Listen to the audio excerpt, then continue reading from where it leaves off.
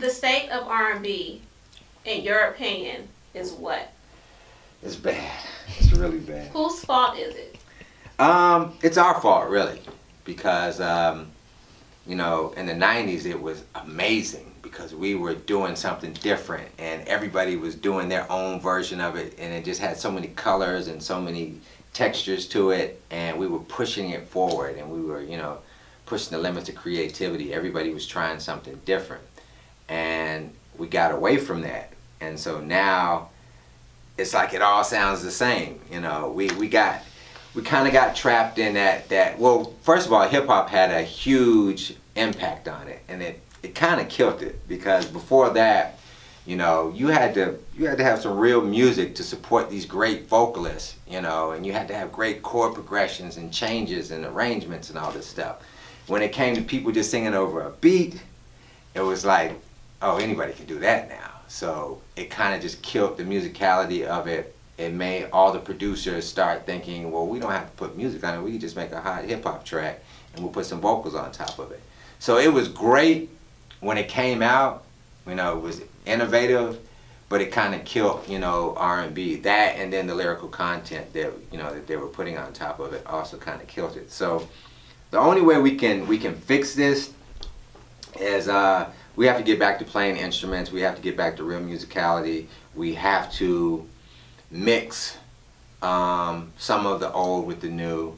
We have to study great artists from the past and producers and music from the past, because if you can take bits and pieces of that and mix it with what's going on now, then you've created something that's new and refreshing and different. And it's always been like that. Great artists have always studied great artists from the past and took bits and pieces. Like, you look at Prince and you see Jimi Hendrix, Little Richard, Elvis, everything, and he just took that, balled it all up, and, you know, made it his own sound, and, you know, added stuff with the you know, the drum machine, his signature sound with the drum machine, and synthesizers, and then put rock on top of it and mix it with blues and gospel and soul and all that, and he created something new. So it's like, we got to do more of that, where we're mixing genres and we're mixing old sounds and new sounds, and studying, you know, music from the past and mixing it with what's going on today.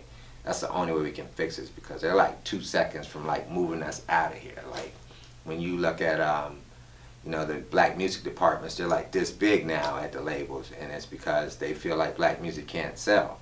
But we've always been trendsetters. We've always set the pace, so we got to get back to, you know, doing that, being more creative and innovative, because now where it's at, anybody can do it. And once they find out that anybody can do it, they're like, well, we don't really need y'all anymore to, you know, to set the trends. So we got to get back to that, where we're setting the trends and we're doing like some shit that they can't even figure out, like, how they do that, you know. Let's try to do that, you know, or let's go get them. And that's another thing too. We can't keep selling out and going over there and producing like Timberland. He's dope and everything, but when you go over there and you do a whole album on Justin Timberlake, and then you come over here and you charge Usher or something like $150,000, you know, to do one track or whatever. Like, take a black artist, put some of that same music on some black artists, and, you know, try to make this black artist pop. You know, versus taking all your music and putting it on Justin Timberlake or Robin Thicke or something like that. Like, you know, there's black artists that are dope, that, you know, if you gave them your sound, they would explode, you know. But I think a lot of times they chase the checks and they go, you know, of course, white artists are going to sell a certain amount of units.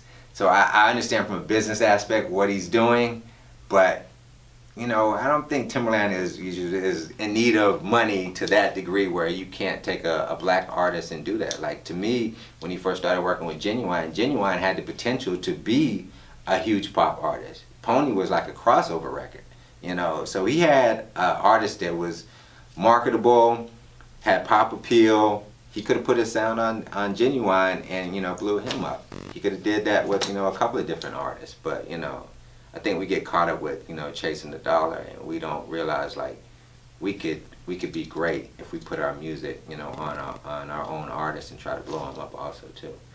I'm not against the pop check though. You get the pop check, just don't like go overboard with the pop check and, like, you know, chase that, you know.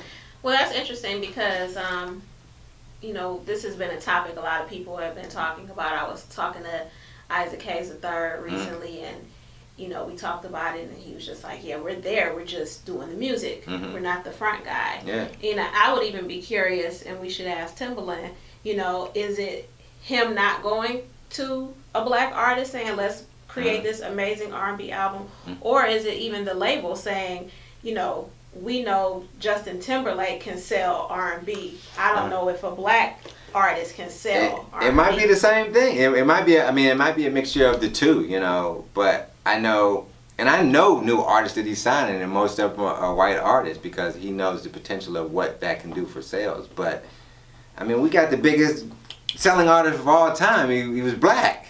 It's Michael Jackson, so it's not like it can't be done, you know. You just got to find the right superstar and put your music on him, you know.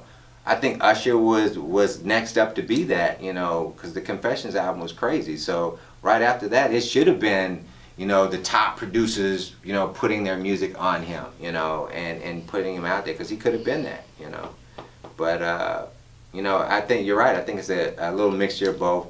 I think the economics of the record business and what they realize that white artists really sell a lot of records. We got support too, though. Because, you know, the white artists, they support white artists. Like, they support their people. We don't necessarily do that. We don't necessarily buy music like that. You know, we'll go out to see a couple of shows. They'll go out and see Justin Timberlake 3 nights in a row, you know, the same show. We'll go see it once. We're looking for a free ticket. We're looking for a free download, anything like that. We got to support our artists a little bit more also, too. And we got to buy into brands, not just, you know, records, you know, buy into every aspect of the artist and everything that the artist is about versus just a song.